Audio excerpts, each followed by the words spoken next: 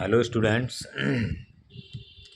देखिए, इससे पहले हमने गॉस प्रमेय की बात की थी और उसकी सीमाएं, उसका यूज, उसके उपयोग, महत्व, इन सभी पे चर्चा की थी और वो आपको समझ में भी आ गई होगी।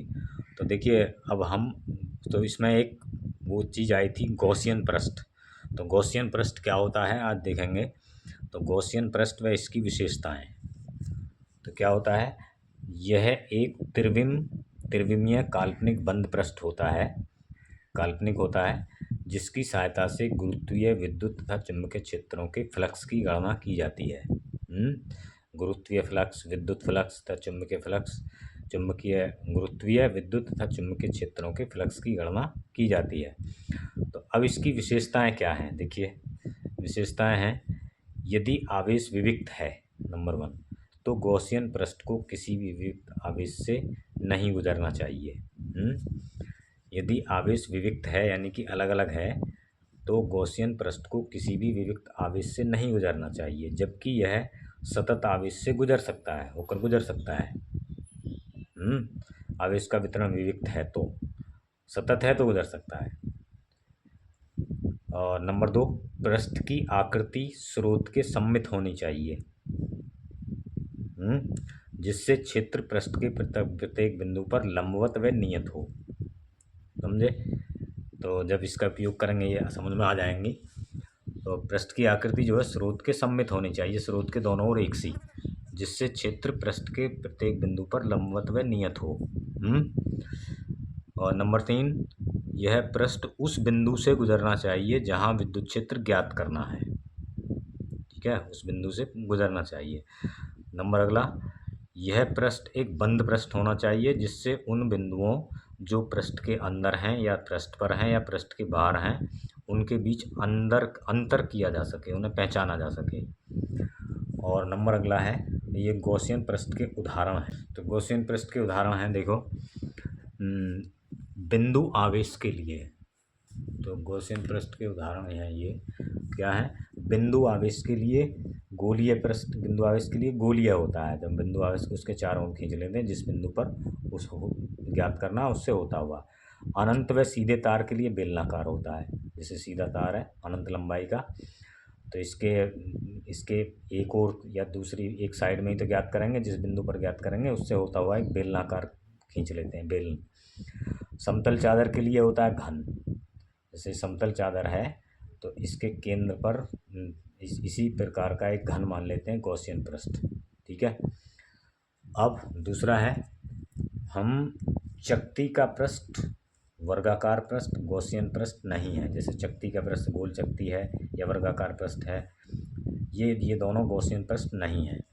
तो देखिए, ये गॉसियन पृष्ठ से संबंधित ये महत्वपूर्ण जानकारी थी, ये आपको समझ में आ गई। और इस पर आंकिक प्रश्न देखेंगे अब। तो आंकिक प्रश्न क्या है, तो देखिए आंकिक प्रश्न है, सबसे पहला है 2i + 10j वोल्ट प्रति मीटर के एक समान विद्युत क्षेत्र में 0.2 जे मीटर स्क्वायर का पृष्ठ रखा है। पृष्ठ से निर्गत विद्युत फ्लक्स ज्ञात कीजिए। तो क्या क्या दिया है इसमें, ई दिया है 2i + 10j, यानी कि आई और जे की डायरेक्शन में है, न्यूटन प्रति कूलम। और क्षेत्रफल वेक्टर दिया है, ये भी जे की दिशा में दिया, वाई अक्ष की दिशा में। तो निर्गत विद्युत फ्लक्स क्या होता है, इन दोनों वेक्टरों का अदिश गुणनफल, स्केलर प्रोडक्ट फाई।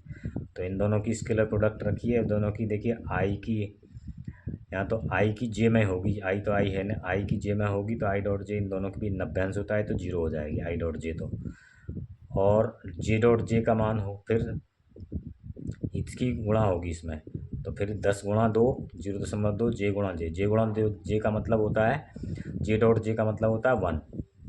ये सदिश गुणनफल में आपने पढ़ा होगा। तो अब जे हो जाएगा 0.4 × 0, ये 0 हो जाएगा क्योंकि ये 0 तो सबको 0 कर देगा। और 2.0 × 1 तो यह आ जाएगा 2 न्यूटन मीटर स्क्वायर पर कूलम। ये प्रति नहीं है यहाँ, न्यूटन मीटर स्क्वायर पर कूलम। ठीक है, तो ये आ जाएगा, समझ में आ गया। तो अब देखिए ये थोड़ा एनसीईआरटी का क्वेश्चन है और इसे ध्यान से देखिए क्या है। एक समान विद्युत क्षेत्र, एक समान विद्युत क्षेत्र E 10⁻³ I न्यूटन प्रति कूलाम पर विचार कीजिए। क्या है, इस क्षेत्र का 10 सेंटीमीटर भुजा के वर्ग के उस पार्श्व से जिसका तल YZ तल के समांतर है गुजरने वाला फ्लक्स क्या है। यानी कि जिसका तल YZ तल के समांतर रखा है, YZ तल में रखा है, इसी वर्ग से गुजरने वाला फ्लक्स कितना है यदि इसके तल का अभिलंब एक्स अक्ष से 60 अंश का कोण बनाता है। तो और तीसरा है, ये अगला क्वेश्चन है NCERT की बुक में, लेकिन इसी के ऊपर आधारित है। उपरोक्त विद्युत क्षेत्र का 20 सेंटीमीटर भुजा के किसी घन से जो इस प्रकार रखा है कि उसके फलक निर्देशांक तलों के, आपका ये घन है 20 सेंटीमीटर भुजा के किसी घन तलों के समांतर है। ठीक है, कितना नेट फ्लक्स गुजरेगा। तो पहले देखिए हम देखते हैं क्या क्या दिया है इसमें। इसमें दिया है आपका E = 3 × 10⁻³ I, यानी कि एक्स अक्ष की दिशा में है ये। और तो अब देखिए इसका डायग्राम बनाते हैं हम। ये एक्स वाई जेड अक्ष हैं, तो इसकी दिशा है ये एक्स अक्ष की दिशा में, और वाई जेड दिशा में ये 10 सेंटीमीटर भुजा का ये प्लेन रखा, ये वो रखा हुआ समतल। तो ये इसका क्षेत्रफल कितना होगा, 10 × 10 100 वर्ग सेंटीमीटर स्क्वायर। तो यहाँ होगा इसका 100 वर्ग सेंटीमीटर स्क्वायर, 100 वर्ग सेंटीमीटर स्क्वायर यहाँ पे। तो अब देखिए यहाँ पे होगा तो यहाँ पे आ जाइए, तो ये होगा 100 वर्ग सेंटीमीटर स्क्वायर। इसको मीटर में बदलेंगे तो 100 × 100 की भाग करेंगे तो ये 10⁻² मीटर स्क्वायर होगा। अब क्षेत्रीय सदिश क्या है, ये हो गया 10⁻²। अब देखिए इसका जो लंब होगा वो चूँकि YZ के तल में है, तो इसका जो इसके लंब वेक्टर होगा जो होगा तो वो होगा एक्स की दिशा में, तो यहाँ पर I लिखेंगे। ठीक है, अतः निर्देशित फ्लक्स क्या होगा, E.A तो 3 × 10⁻³ I 10⁻² I। तो I की I में करेंगे तो 1 आ जाएगा, तो यहाँ से 10 बचेगा, तो ये जाएगा 30 newton metre square, 30 newton metre square पर कूलाम। तो अब यदि क्षेत्रीय वेक्टर एक्स अक्ष से थीटा कोण 60 अंश का कोण बनाए तब, तो थीटा = 60 रख दो आपका इसमें, इन दोनों के बीच का। तो E cos थीटा, तो ये आ जाएगा वही आपका जब हम थीटा दिया तो IJ के नहीं रखेंगे, सीधे मान रखेंगे। तो अब ये हो जाएगा cos 60 का मान 1/2 और 30 × 1/2 बराबर 15 न्यूटन मीटर स्क्वायर पर कूलाम। अब देखिए तीसरा जो है यहाँ, तीसरा बात है ये, अब क्या है वो कहता है,